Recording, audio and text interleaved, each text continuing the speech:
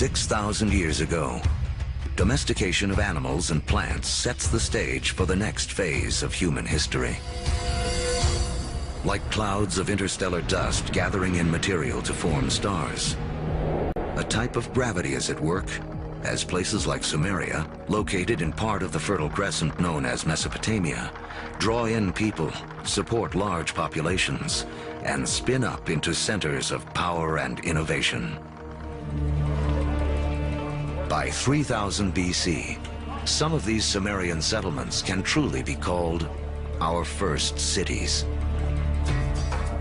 One of them, Uruk, has around 50,000 people living in less than 1 square mile.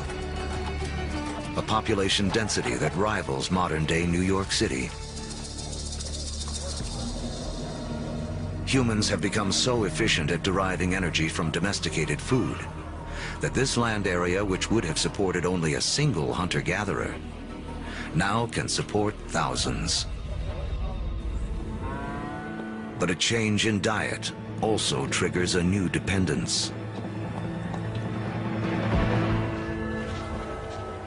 Once you move to agriculture, you are depending for 80–90% of your calories on perhaps 1 or 2 species. In the case of the Middle East, wheat and barley. In the case of wheat and barley, they both ripen at about the same time. Humans have to gather the seeds at the same time. So now we have our food for the year that has arrived in one hit. It's like getting your salary paid once a year. You need to record it, you need to plan, because if inevitably your crop fails, you have famine, and you're not going to have another go for another 12 months.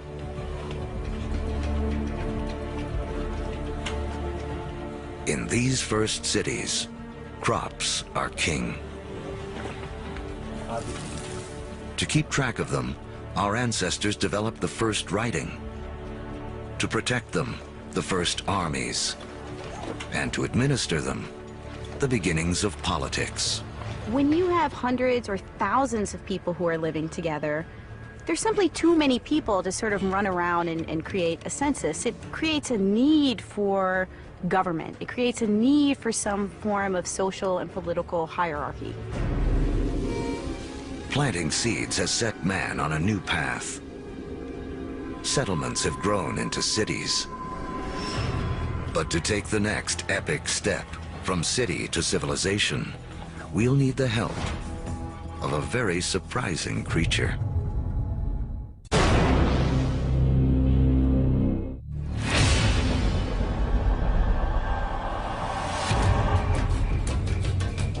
"5,000 years ago, after wandering the Earth for more than 100,000 years, mankind has begun to settle down.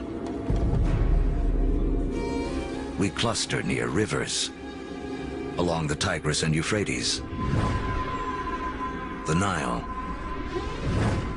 the Indus, the Yellow and Yangtze. Civilizations are about to take off.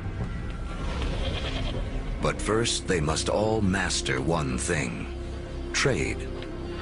The more they exchange goods and learn from other lands, the faster they grow. It seems that long-distance trade and communication is a necessary precursor to allow urban civilization as we know it. And surprisingly, the first civilizations arise on the back of a creature with a lowly reputation in the modern world: the donkey. The donkey caravan is the interstate highway and high-speed internet of its day. Their routes will lay the groundwork for the modern world. Moving not only goods like timber and bronze, but ideas and stories. The civilizations they connect will be some of the first described in the Bible. The caravan routes converge at the Persian Gulf, where they link up with ships that carry goods to India. It essentially brought these civilizations together into great cultural and material exchange, and really was the beginning of the trend towards globalization.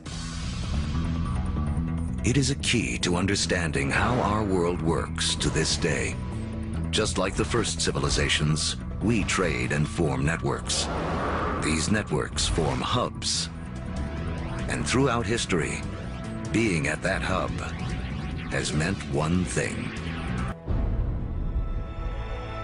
By 2000 BC, humans have gone from humble huts to massive monuments. In Africa, great pyramids arise on the banks of the Nile. And back in Samaria, artificial temple mounds called ziggurats climb ever higher toward the heavens. To cement these massive structures together, the builders of Samaria turned to a substance that oozes from seepages along the Euphrates River. It's called bitumen.